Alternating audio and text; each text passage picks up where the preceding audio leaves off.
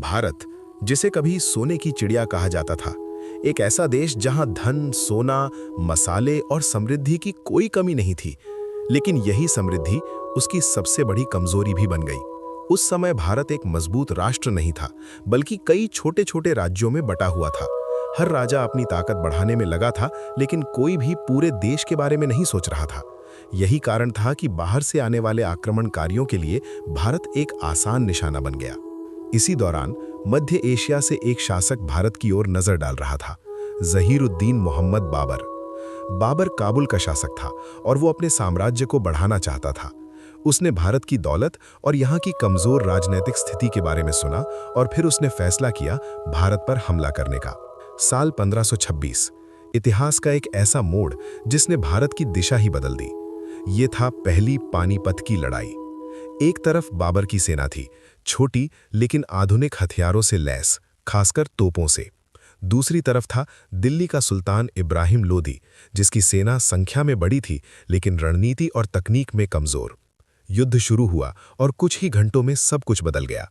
बाबर की रणनीति और तोपों की ताकत के सामने इब्राहिम लोदी की सेना टिक नहीं पाई। इब्राहिम लोदी मारा गया और बाबर ने दिल्ली और आगरा पर कब्जा कर लिया। यहीं से शुरू हुआ मुगल साम्राज्य। बाबर ने सिर्फ सत्ता हासिल नहीं की, बल्कि युद्ध के बाद उसने धन, खजाने और संसाधनों पर भी कब्जा किया। उस समय युद्ध का मतलब सिर्फ जीत नहीं होता था, बल्कि लूटपाट भी उसका हिस्सा होती थी। यही लूट उसके साम्राज्य को और मजबूत बनाती गई। बाबर के बाद उसके वंशजों ने इस साम्राज्य को आगे बढ़ाया, लेकिन असली मोड़ तब आया जब गद्दी पर बैठे अकबर। अकबर सिर्फ एक योद्धा नहीं था, बल्कि एक चतुर शासक भी था। उसने समझा कि केवल तलवार से राज नहीं चलता, लोगों का दिल जीतना भी जरूरी होता है। उसने राजपूतों के साथ संबंध बनाए, धार्मिक सहिष्णुता दिखाई और एक मजबूत प्रशासनिक व्यवस्था खड़ी की। जहां बाबर ने डर और ताकत से राज शुरू किया था, वहीं अकबर ने समझदारी और नीति से उसे स्थिर और शक्तिशाली बना दिया। धीरे धीरे मुगल साम्राज्य पूरे भारत में फैल गया।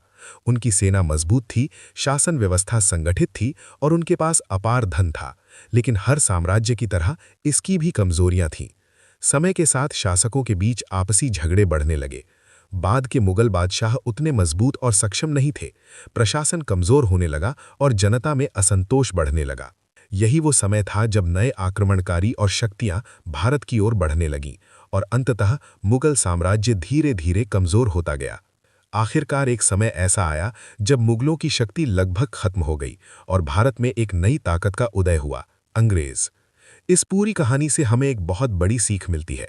जब कोई देश अंदर से कमजोर होता है, जब उसमें एकता नहीं होती, तब बाहरी ताकतें आसानी से उसे जीत लेती हैं। भारत की ये कहानी सिर्फ इतिहास नहीं है, बल्कि एक चेतावनी भी है। एकता में ही शक्ति है। तो दोस्तों, यही थी कहानी कि कैसे एक छोटे से हमले ने पूरे भारत में एक विशाल साम्राज्य को जन्म दिया। अगर आपको ऐसी और सच्ची कहानियां चाहिए तो चैनल को सब्सक्राइब जरूर करें।